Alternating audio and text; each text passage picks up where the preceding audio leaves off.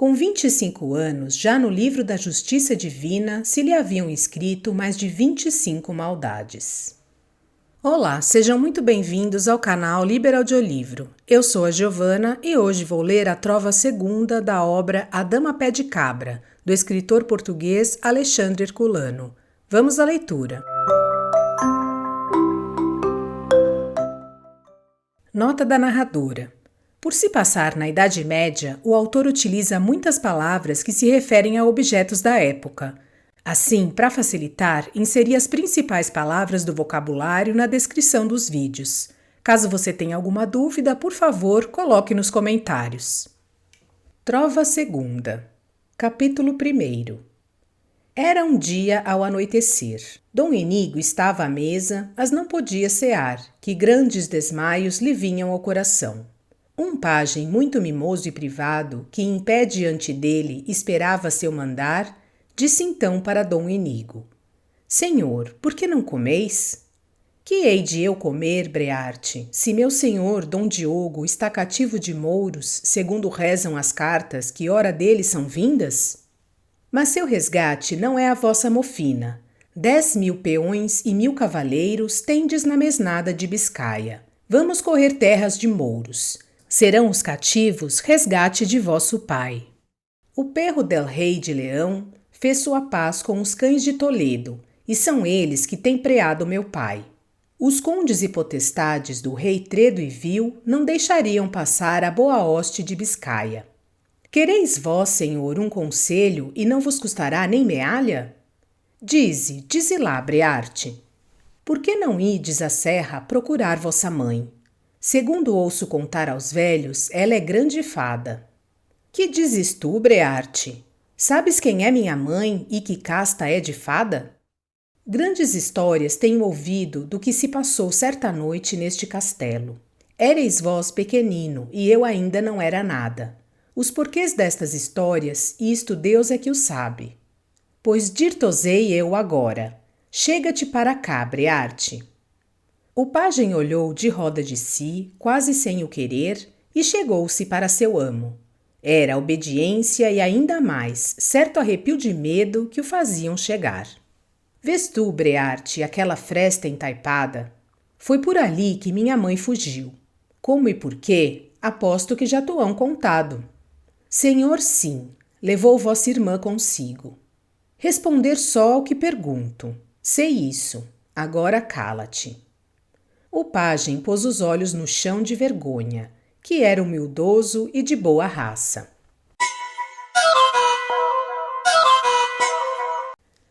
Capítulo 2. E o cavaleiro começou o seu narrar. Desde aquele dia maldito, meu pai pôs-se a cismar. E cismava e amesquinhava-se, perguntando a todos os monteiros velhos se porventura tinham lembrança de haverem no seu tempo encontrado nas brenhas alguns medos ou feiticeiras. Aqui foi um não acabar de histórias de bruxas e almas penadas. Havia muitos anos que meu senhor pai se não confessava. Alguns havia também que estava viúvo sem ter enviuvado. Certo domingo, pela manhã, nasceu alegre o dia como se fora de Páscoa. E meu senhor Dom Diogo acordou carrancudo e triste como costumava. Os sinos do mosteiro, lá embaixo no vale, tangiam tão lindamente que era um céu aberto. Ele pôs-se a ouvi-los e sentiu uma saudade que o fez chorar. Irei ter com o abade, disse ele lá consigo. Quero confessar-me. Quem sabe se esta tristura ainda é tentação de Satanás? O abade era um velhinho santo que não o havia mais. Foi a ele que se confessou meu pai. Depois de dizer meia culpa, contou-lhe ponto por ponto a história do seu noivado. Ui, filho, bradou o frade, fizeste maridança com uma alma penada. Alma penada não sei, tornou Dom Diogo, mas era coisa do diabo. Era alma em pena, digo-te eu, filho, replicou o abade. Sei a história dessa mulher das serras. Está escrita há mais de 100 anos na última folha de um santoral godo do nosso mosteiro. Desmaios que te vêm ao coração pouco me espantam. mais que ânsias e desmaios costumam roer lá por dentro os pobres excomungados. Então estou eu excomungado? Dos pés até a cabeça, por dentro e por fora, que não há que dizer mais nada. E meu pai, a primeira vez na sua vida, chorava pelas barbas abaixo. O bom do abade animou-o como a uma nina criança, consolou-o como a um mal-aventurado. Depois pôs-se a contar a história da Dama das Penhas, que é minha mãe. Deus me salve! E deu-lhe por penitência ir guerrear os perros sarracenos por tantos anos quantos viver em pecado, matando tantos deles quantos dias nesses anos tinham corrido. Na conta não entravam as sextas-feiras, dia da paixão de Cristo, em que seria irreverência trosquear a vil relé de agarenos, coisa neste mundo mui indecente e escusada. Ora, a história da formosa Dama das Serras, de verbo ad verbum, como estava na folha branca do santoral, rezava assim, segundo lembranças do abade.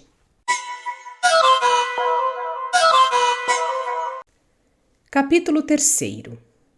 No tempo dos reis godos, bom tempo era esse. Havia em Biscaia um conde, senhor de um castelo posto em montanha fragosa, cercado pelas encostas e quebradas de larguíssimo soveral. No soveral havia todo gênero de caça, e Argimiro, o negro, assim se chamava o rico homem, gostava, como todos os nobres barões de Espanha, principalmente de 3 coisas boas, segundo a carnalidade: da guerra, do vinho e das damas. Mas ainda mais do que de tudo isso, gostava de montear. Dama possuía a Formosa, que era a linda condessa. Vinho não havia melhor adega que a sua. Caça era coisa que na selva não faltava. Seu pai, que fora caçador e fragueiro, quando estava para morrer, chamou-o e disse-lhe: "Hás de me jurar uma coisa que não te custará nada." Argimiro jurou que faria o que o seu pai e senhor lhe ordenasse. "É que nunca mates fera em cama e com cria, seja urso, javali ou veado. Se assim o fizeres, Argemiro, nunca nas tuas selvas e devesas faltará em que excites o mais nobre mister de um fidalgo. Além disso, se tu souberas o que um dia me aconteceu, escuta-me que é um horrendo caso." O velho não pôde acabar, porque a morte lhe cravou neste momento as garras. Murmurou algumas palavras emperradas, revirou os olhos e feneceu. Deus seja com a sua alma. Passaram depois anos. Certo dia chegou ao castelo do moço conde um mensageiro del rei Wamba. Chamava-se o el-rei a Toledo para o acompanhar com sua mesnada contra o rebelde Paulo. Os outros nobres homens das cercanias eram como ele chamados. Antes, porém, de partirem, ajuntaram-se todos no castelo de Argimiro para fazerem uma grande montaria, com mais de 100 alãos, sabujos e lebréus, 50 monteiros e moços de besta sem conto. Era uma vistosa caçada. Saíram no quarto d'alva, correram vales e montes, bateram bosques e matos. Era, contudo, meio-dia e ainda não haviam alevantado porco, urso, zebra ou veado. Blasfemavam de sanha os cavaleiros, praguejavam e depenavam as barbas. Argimiro, que por longa experiência conhecia os sítios mais profundos da espessura, sentiu lá por dentro uma tentação do diabo.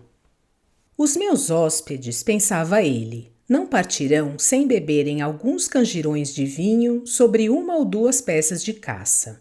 Juro por alma de meu pai. E seguido de alguns monteiros, com suas trelas de cães, afastou-se da companhia e deu a andar, até que se lançou por um vale abaixo. O vale era escuro e triste. Corria pelo meio uma ribeira fria e mal assombrada. As bordas da ribeira eram penhascosas e faziam muitas quebradas. Argimiro chegou à primeira volta do rio. Parou, pôs-se a olhar de roda e achou o que procurava. Abria-se uma caverna na encosta fragosa que descia até a estreita senda da margem por onde o cavaleiro caminhava. Argimiro entrou na boca da cova e a um aceno entraram após ele monteiros, moços de besta, alãos, sabujos e lebréus, fazendo grande matinada. Era o covil de um onagro. A fera deu um gemido e, deixando as suas crias, estendeu-se no chão e abaixou a cabeça como quem suplicava. A ela, gritou Argimiro, mas gritou voltando a cara. A matilha saltou no pobre animal, que soltou outro gemido e caiu todo ensanguentado. Uma voz soou então nos ouvidos do conde e dizia: órfãos ficaram os cachorrinhos do onagro, mas pelo onagro tu ficarás desonrado. Quem ousa aqui falar agouros? Gritou o rico homem, olhando iroso para os monteiros. Todos guardavam silêncio, mas todos estavam pálidos. Argimiro pensou um momento, depois, saindo da cova, murmurou: vá com 1000 satanases. E com alegres toques de buzina e latidos da matilha, fez conduzir ao castelo a préia que tinha preado.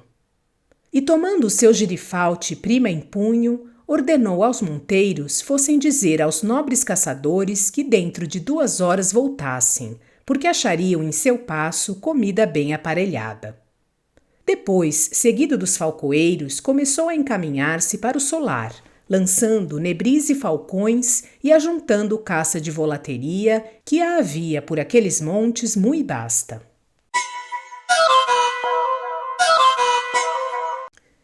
Capítulo 4. Dobrava a campa da torre de menagem no castelo do conde Argimiro. Dobrava pela linda condessa que seu nobre marido havia matado. Andas cobertas de dó a levam a enterrar ao mosteiro vizinho. Os frades vão atrás das andas cantando as orações dos finados.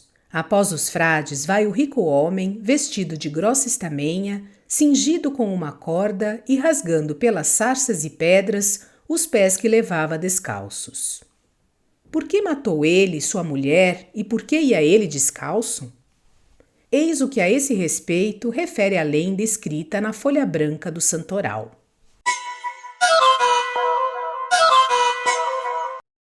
Capítulo 5.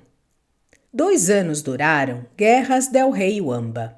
Foram guerras muito de contar. E por lá andou o rico homem com seus bucelários, que assim se diziam então, acostados e homens d'armas. Fez estrondosas façanhas e cavalarias, mas voltou coberto de cicatrizes, deixando por campos de batalha gasta e consumida a sua valente mesnada. E atravessando de Toledo para Biscaia, seguia-o apenas um velho escudeiro. Velho e cheio de cãs e rugas também ele era, não de anos, mas de penas e de trabalho. Caminhava triste e feroz no aspecto, porque de seu castelo lhe eram vindas novas de entristecer e raivar. E cavalgando noite e dia por montes e por charnecas, por bosques e por jardins, imaginava no modo como descobriria se eram falsas ou verdadeiras essas novas de mau pecado.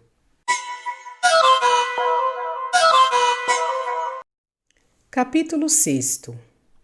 No solar do conde Argimiro, 1 ano depois da sua partida, ainda tudo dava mostras da mágoa e saudade da condessa. As salas estavam forradas de negro eram os trajos dela. Nos pátios interiores dos passos crescera a erva, de modo que se podia ceifar.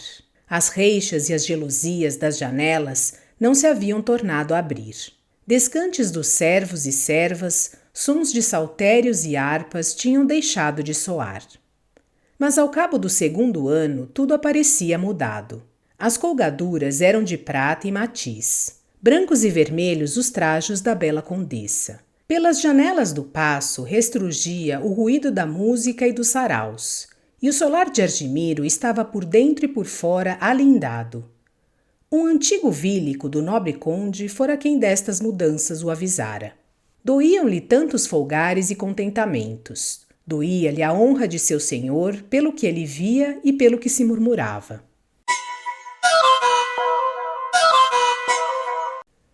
Capítulo 7. Eis aqui como se passara o caso.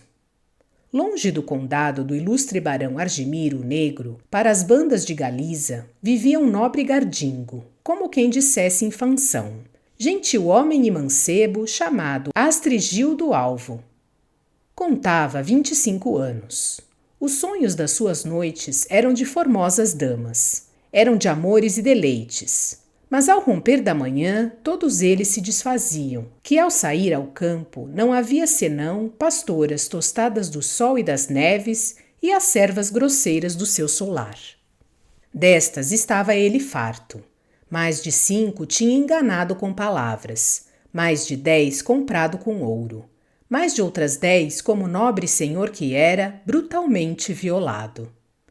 Com 25 anos, já no livro da Justiça Divina se lhe haviam escrito mais de 25 maldades. Uma noite sonhou Astrigildo que corria serras e vales com a rapidez do vento, montado em onagro silvestre, e que depois de correr muito, chegava alta noite a um solar, onde pedia agasalhado. E que formosa dama o recebia e que em poucos instantes um do outro se enamorava. Acordou sobressaltado e durante o dia inteiro não pensou em outra coisa senão na formosa dama que vira naquele sonhar da madrugada. 3 noites se repetia o sonho. 3 dias o mancebo cismava. Encostado à varanda de um eirado na tarde do 3º dia, olhava triste para as montanhas do norte que via lá no horizonte como nuvens pardacentas. O sol começou a descer no poente e ainda ele estava embebido no seu melancólico cismar. Por acaso volveu então os olhos para o terreiro que lhe ficava por baixo. Um onagro da floresta estava aí deitado, como se fosse manso jumento. Era inteiramente semelhante àquele com que havia sonhado.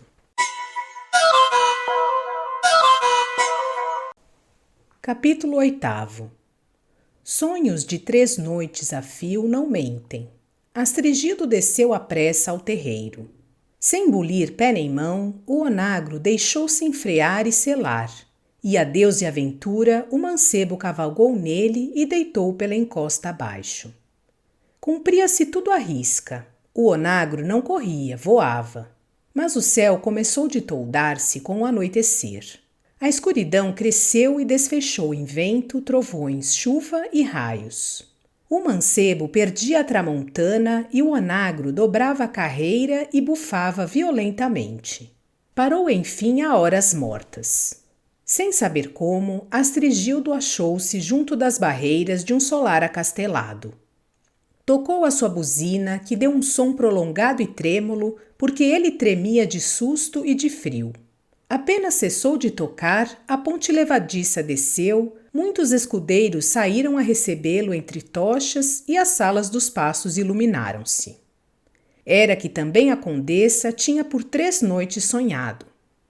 A clepsidra aponta a hora de sexta noturna, e ainda dura o sarau no solar do conde de Biscaia, porque a nobre condessa e o gentil Astrigildo assistem às danças e aos jogos dos libertos e servos, que para eles espairecem, trabalham lá na sala d'armas. Mas num aposento baixo do solar, um homem está em pé com um punhal na mão, olhar furibundo e o cabelo eriçado, parecendo escutar longínqua toada. Outro homem está diante dele, dizendo-lhe: Senhor, ainda não é tempo para punir o grande pecado. Quando eles se recolherem, aquela luz que vedes acolá há de apagar-se.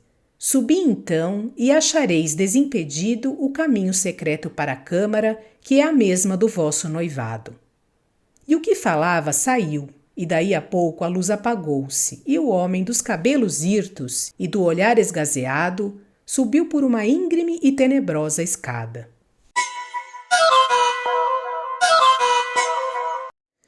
Capítulo 9.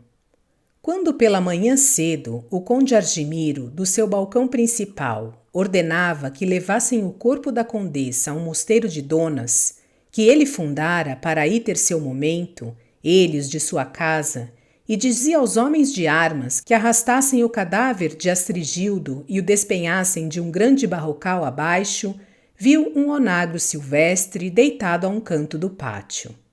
Um onagro assim manso é coisa que nunca vi, disse ele ao vílico que estava ali ao pé. Como veio aqui este onagro? O vílico ia responder quando se ouviu uma voz. Dir-se-ia que era o ar que falava. Foi nele que veio Astrigildo. Será ele que o levará. Por ti ficaram órfãos os filhinhos do onagro, Mas por via do onagro ficaste, ó conde, desonrado. Foste cru com as pobres feras. Deus acaba de vingá-las. Misericórdia! Bradou Argemiro, porque naquele momento se lembrou da maldita caçada. Neste comenos, os homens do conde saíram com o cadáver sangrento do mancebo. O onagro apenas o viu, saltou como um leão no meio da turba, que fez fugir e, travando do morto com os dentes, arrastou-o para fora do castelo e, como se tivesse em si uma legião de demônios, foi precipitar-se com ele do barrocal abaixo. Era por isso que o conde ia cingido de corda e descalço após os frades e a tumba. Queria fazer penitência no mosteiro por haver quebrado o juramento que tinha feito a seu pai. As almas da condessa e do Gardingo caíram de chofre no inferno por terem deixado a vida em adultério, que é pecado mortal. Desde esse tempo, as duas miseráveis almas têm aparecido a muita gente nos desvios da Biscaia. Ela vestida de branco e vermelho, assentada nas penhas, cantando lindas toadas. Ele retouçando aí perto na figura de um onagro. Tal foi a história que o velho abade contou a meu pai e que ele me relatou a mim antes de ir cumprir sua penitência nessa guerra de mouros que lhe foi tão fatal. Assim concluiu Inigo Guerra. Brearte, o pajem Brearte, sentia os cabelos arrepiarem-se-lhe. Por largo tempo ficou imóvel defronte de seu senhor, ambos eles em silêncio. O moço rico homem não podia engolir bocado. Tirou por fim da escarcela a carta de Dom Diogo para tornar a ler. As misérias e lástimas que o rico homem aí recontava eram tais que Dom Inigro sentiu o pranto gotejar-lhe abundante pelas faces abaixo. Então ergueu-se da mesa para se ir deitar. Nem o barão nem o pajem pregaram olho toda a noite, este de medroso, aquele de desconsolado. E nos ouvidos de Inigo Guerra soavam contínuas palavras de Brearte. Por que não ides à serra a procurar vossa mãe? Só por encantamento seria de feito possível tirar das unhas dos mouros o nobre senhor da Biscaia. Rompeu finalmente a alvorada. Desejo que tenham gostado da leitura desta parte da obra A Dama Pé de Cabra, do escritor português Alexandre Herculano. Obrigada por sua companhia e até a próxima.